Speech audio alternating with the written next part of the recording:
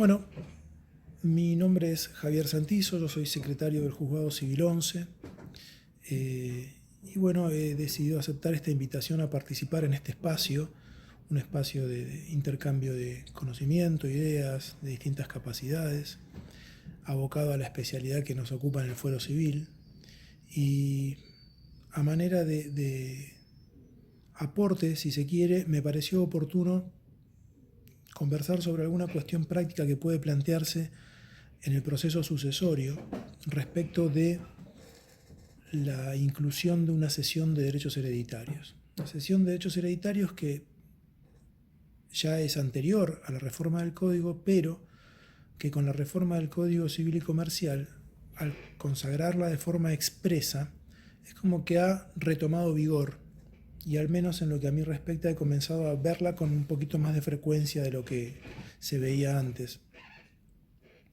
Entonces está bueno por ahí dejar sentados algunas cuestiones básicas que pueden ser útiles al momento de estar frente a una situación de encontrarnos en una cesión de derechos hereditarios adentro de un proceso.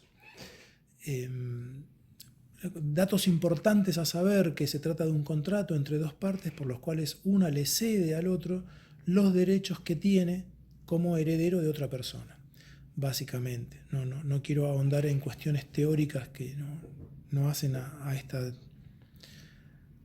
charla. Pero es importante siempre tratar de visualizar el contrato y entender que tiene que estar hecho siempre en una fecha posterior al causante.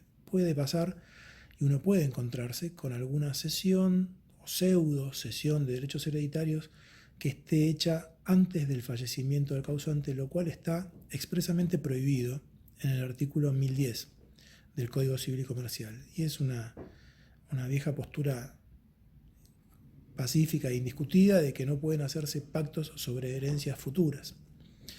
Entonces, primero hay que controlar que la fecha del contrato de cesión sea posterior, como primer elemento.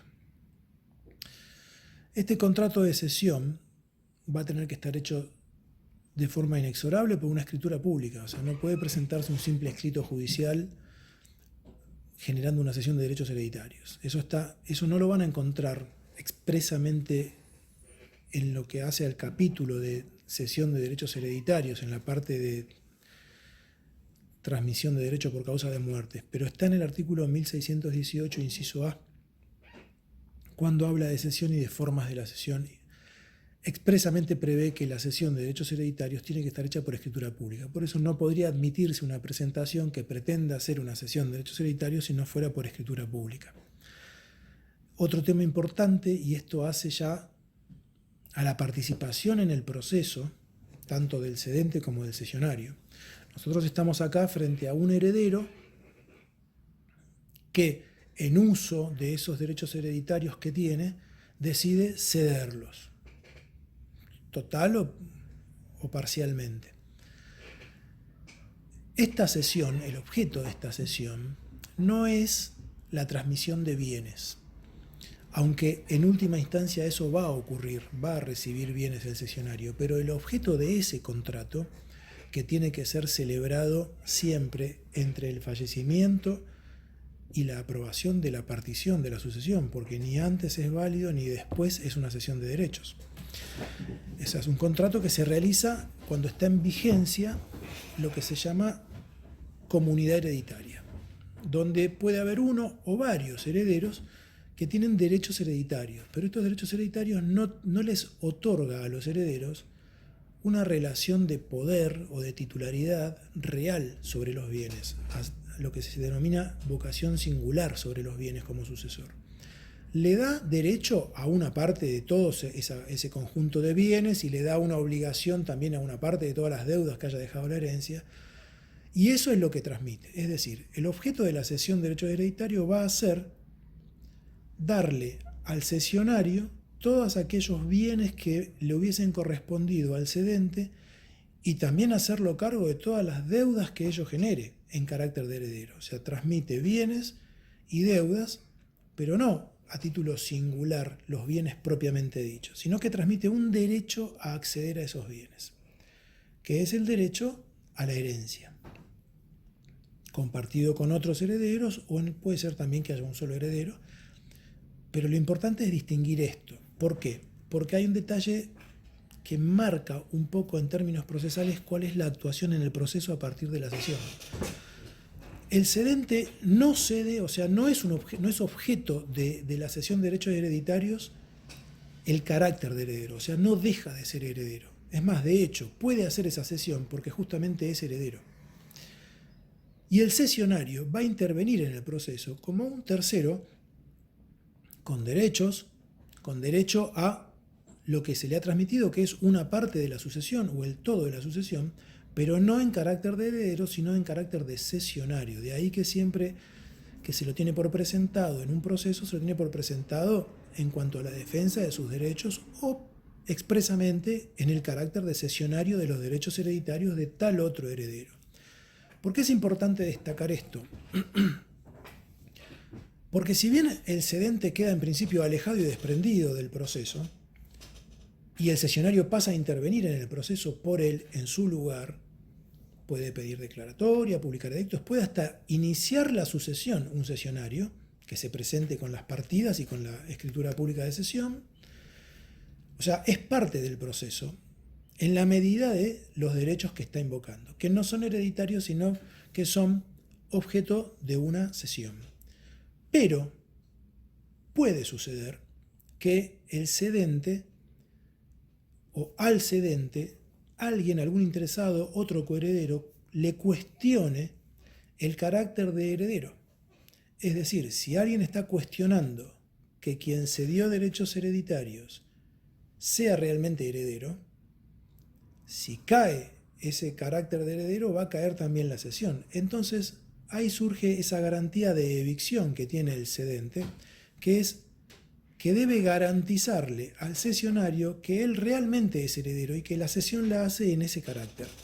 Si se llegase a encontrar controvertida la calidad de heredero del cedente, el cedente pasa otra vez a ser un sujeto activo en el proceso, pero solamente en procura de la defensa de su llamamiento hereditario. ¿Por qué? Porque si él no puede sostener su llamamiento hereditario, cae el contrato de cesión también. Entonces, esas son variantes en las cuales puede llegar a intervenir el heredero cedente aún después de haber hecho la cesión de derechos hereditarios. Queda claro que el cesionario va a empezar a ser parte en el proceso liso y llano en la defensa de sus derechos, pero es una parte sostenida en tanto no caiga el carácter de heredero de quien le cedió.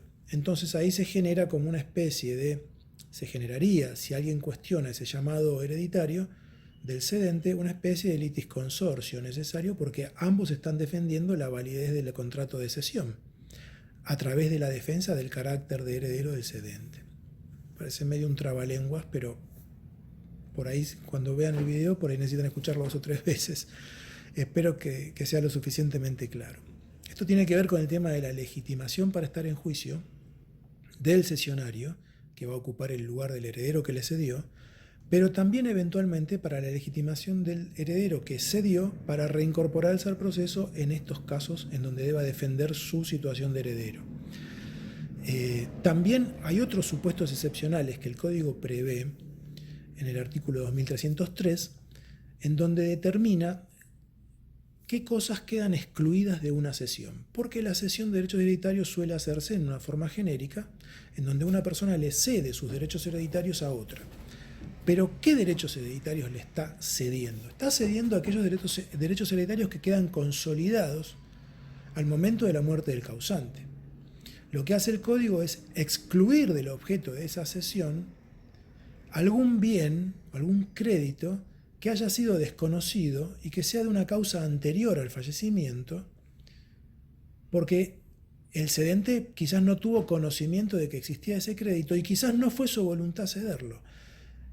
Cuando sucede esto, cuando aparece un nuevo bien desconocido al momento del fallecimiento o un crédito, o aparece un bien con una causa anterior que pudo no haber sido considerada por el cedente, queda excluido de la cesión. Por lo tanto, ahí también es una situación de excepción en la que el cedente pasa a intervenir de nuevo en el proceso y hay que citarlo cuando esto ocurra, porque sería necesario que él confirme que es su voluntad también incluir ese bien que no fue considerado o no, o decir no, me amparo en el 2303 y este bien de causa anterior no fue objeto de la cesión. Por lo tanto, ahí coparticipan tanto cedente como cesionario adentro del proceso, en este caso el cedente, solo por ese bien que no había sido considerado y que apareció luego. O sea que esa sería otra excepción a la participación en el proceso de las partes de un contrato de cesión de derechos hereditarios, que hay que prestarle atención porque muchas veces no vienen bien encausados los escritos o las presentaciones y nosotros tenemos que entender qué es lo que está pasando. Bueno, con estas figuras de cedente, cesionario y cuándo participa uno y cuándo participa el otro, creo que es productivo repasarlas para que, llegado el caso, uno pueda ubicarse o encauzar de una forma más clara y entenderlo de una manera más sencilla las situaciones que se pueden ir dando adentro del proceso.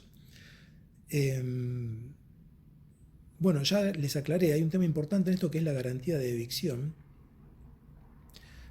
que debe el cedente al cesionario, que en este caso solo la va a deber cuando sea onerosa la cesión. La cesión puede ser onerosa o gratuita. Cuando es onerosa, existe una garantía de evicción que lo obliga al cedente a responder no por los bienes o por el estado de los bienes o por el valor de los bienes. Solamente responde por su calidad de heredero. Es decir, es como que el cedente debe garantizarle al cesionario que él realmente es heredero. De ahí que si se cuestionara el carácter de heredero, tiene que pasar a formar parte del proceso nuevamente, aún habiendo cedido sus derechos. Hay un tema importante acá, sobre el cual se ha discutido bastante, que es qué pasa con la cesión de derechos hereditarios del cónyuge supérstite sobre sus bienes gananciales. Bueno, se ha incluido en el Código Civil y Comercial, en el artículo 1308, la posibilidad de que el cónyuge ceda los derechos gananciales que les corresponden en la indivisión comunitaria que se produce por la disolución del matrimonio. Es decir, cuando tenemos un matrimonio bajo un régimen de comunidad de bienes, al morir uno de ellos dos, se genera una doble convivencia de comunidades. Se genera una indivisión postcomunitaria del matrimonio, en donde queda un cónyuge vivo y el otro falleció, y los bienes gananciales pasan a ser la mitad del cónyuge supérstite y la otra mitad pasa a estar como acervo hereditario. Siempre estamos hablando de bienes gananciales de los cuales el titular sea el causante. Entonces, en ese caso, mitad de los bienes gananciales van a quedar en la masa hereditaria y se tendrán que repartir entre los herederos, y la otra mitad va a quedar en cabeza del cónyuge supérstite por la disolución, no por herencia, sino por la disolución de la comunidad de bienes. Entonces, siempre hubo un criterio uniforme en cuanto a que ese 50% que le queda al cónyuge supérstite por el fallecimiento del otro, de los bienes gananciales, no entraba dentro del acervo hereditario. No entra dentro del acervo hereditario porque no es lo que el causante transmite. El causante está transmitiendo su 50% ganancial a sus herederos.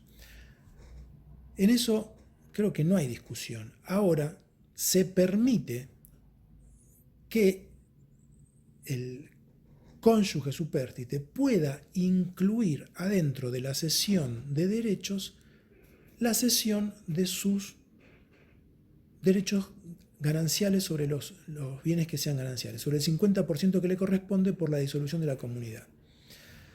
Esto es un criterio que se ha ido generando de forma jurisprudencial. Creo que antes de la reforma hubo un fallo de la Sala M del Fuero que expresamente dijo, bueno, está bien, no pertenece al acervo, pero vamos a dejar que el 50% ganancial de la cónyuge supérstite se incluya en la cesión para poder conformar una partición. O sea, ¿con el objeto de qué? De unificar en el proceso sucesorio la distribución de los bienes de una forma que pueda satisfacer a todos. Hay un artículo, que es el 481, que dice que cuando la comunidad de bienes, o sea, el matrimonio, se disuelve por el fallecimiento de uno de los dos cónyuges, la disolución y liquidación de esa comunidad de bienes se va a regir por la liquidación hereditaria. Lo remite a la sucesión. Bueno, esa remisión que hace el artículo 481 del Código Civil y Comercial sigue el criterio que se venía manteniendo de admitir, aun cuando ese 50% ganancial no corresponde al acervo que se transmite por herencia, admitir que se incorpore en una cesión a los fines de poder cerrar el negocio jurídico que encierra una partición. Y sería unir en el acto jurídico particionario ambas situaciones, o sea, lo que es la liquidación y disolución de la sociedad conyugal por un lado con sus bienes gananciales y lo que hace a la partición hereditaria propiamente dicha. Era una forma de encontrar una herramienta más para solucionar quizás dos conflictos o dos situaciones jurídicas distintas en un mismo acto. Ahora hay que tener en cuenta que se pueden plantear distintas situaciones. Lo primero que debo aclarar es que la interpretación que se hace del artículo 2308 es que, si bien le permite a la cónyuge incluir en la cesión de derechos hereditarios su parte ganancial de la comunidad de bienes, tiene que estar expresado, tiene que estar puesto de forma expresa en el contrato. No alcanza con decir cedo mis derechos hereditarios. ¿Por qué? Porque si yo me limito a la manifestación de que está cediendo únicamente derechos hereditarios, el 50% que le corresponde por ganancialidad de los bienes no sería parte ni objeto de esa cesión, porque ella no recibe ese 50% por herencia, sino que lo está recibiendo por la disolución de la comunidad de bienes, antes conocida como sociedad conyugal. Entonces, cuando existen bienes gananciales en una sucesión y hay descendientes, de la mitad que transmite el causante, su cónyuge no recibe absolutamente nada. Únicamente le va a quedar en cabeza de ella el otro 50% ganancial que le corresponde por la disolución de la comunidad de bienes. Entonces, si su intención es ceder esa parte indivisa de la comunidad de bienes, tiene que decirlo de forma expresa. Si estamos hablando de una sucesión en la que existen derechos de bienes propios únicamente, en ese caso no habría ninguna cesión de bienes gananciales porque todos serían propios, y la cesión de derechos hereditarios se entendería que la cónyuge la está haciendo respecto a los derechos hereditarios que tiene como heredera en los bienes propios. Es decir, hay que prestar mucha atención a cómo está redactado el contrato para hacer una interpretación correcta en base a cómo está compuesto el acervo, qué clase de bienes hay. Y para eso hay que definir si hay bienes gananciales, si hay bienes propios o si hay de los dos. Es común que haya de los dos. Y por eso es importante cuando se nos presenta una cesión de derechos hereditarios, además de lo que vimos, de entender la legitimación, la participación en el proceso, el alcance que tiene el cedente y el cesionario dentro del proceso. Cuando llegamos al momento de la inscripción de la declaratoria, es fundamental contar y cotejar no solo el informe de dominio, sino también los títulos de propiedad, porque muchas veces hay propiedades que pueden haber sido compradas durante el matrimonio, pero con fondos propios, y esto consta en las escrituras. Generalmente al final de las escrituras es donde se consigna que el origen de los bienes con los que se adquiere ese bien es propio, o no dice nada, y en tal caso es ganancial si es que está casado en ese momento o no. Pero hay salvedades hechas en las escrituras que hay que cotejar, que generalmente se encuentran sobre el final de las escrituras, en donde se aclara, justamente porque una persona está comprando estando casado, está comprando un bien, pero quiere dejar aclarado que lo compra con fondos propios. Eso cambiaría la calificación del bien. Por eso es necesario, en ese caso,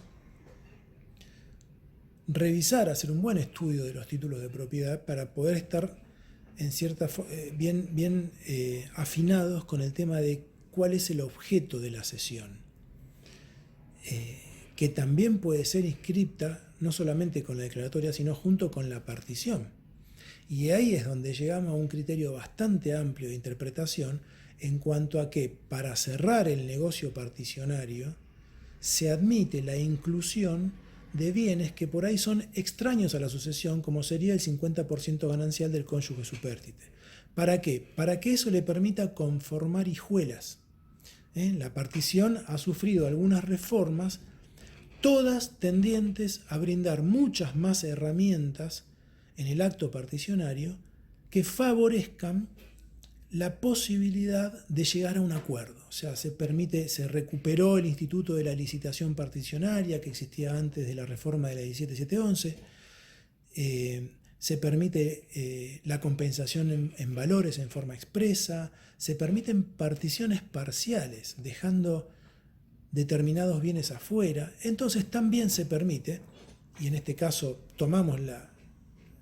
conjugamos ambos artículos, tanto el de cesión, que yo les acabo de decir, de bienes gananciales, como los de partición, para permitir que se puedan hacer particiones que estén conformadas a través de la cesión de la cónyuge o del cónyuge supérstite de su porción ganancial de los bienes, que se incluya en la partición.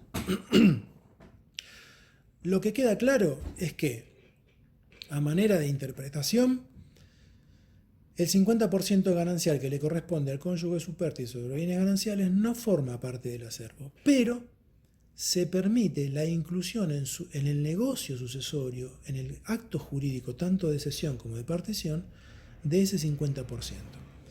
Lo único que se requiere es que sea hecho de forma expresa, en el caso de la cesión de derechos. Si no, no podemos interpretar que ha sido su voluntad desprenderse de su parte ganancial.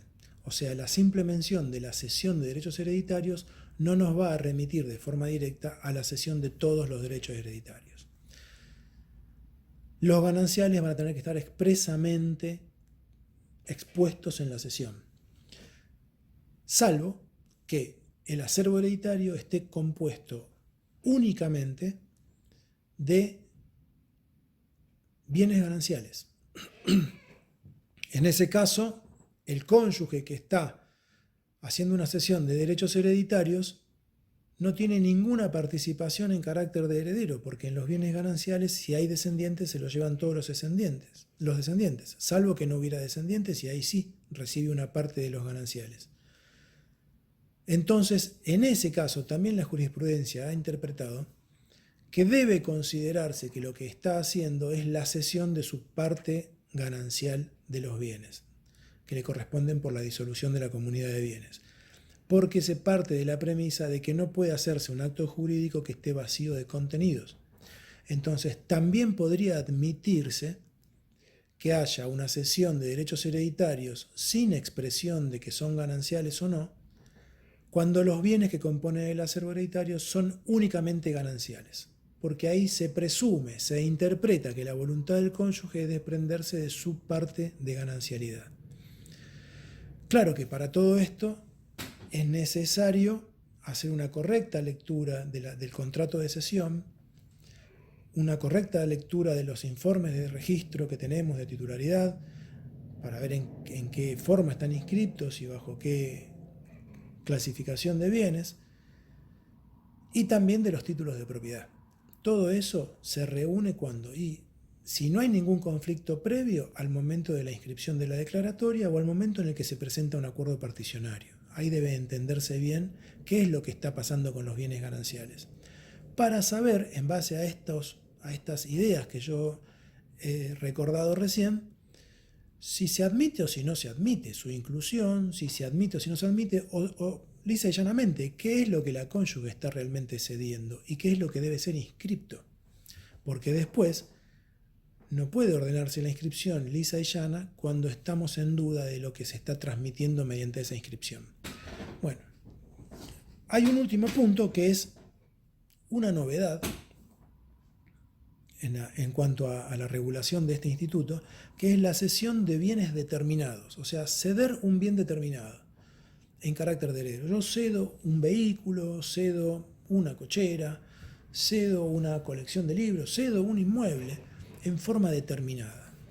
Había anteriormente al código, en el código anterior de Vélez, cuando no estaba expresamente prevista esta figura contractual, había una máxima que era que no podía cederse sino la universalidad de las cosas. ¿Por qué? Porque como todo esto se lleva a cabo entre la muerte y la partición no aprobada, o sea, a partir de que se aprueba la partición ya no puede presentarse una cesión de derechos hereditarios porque ya los derechos están atribuidos a título de propietario a cada heredero,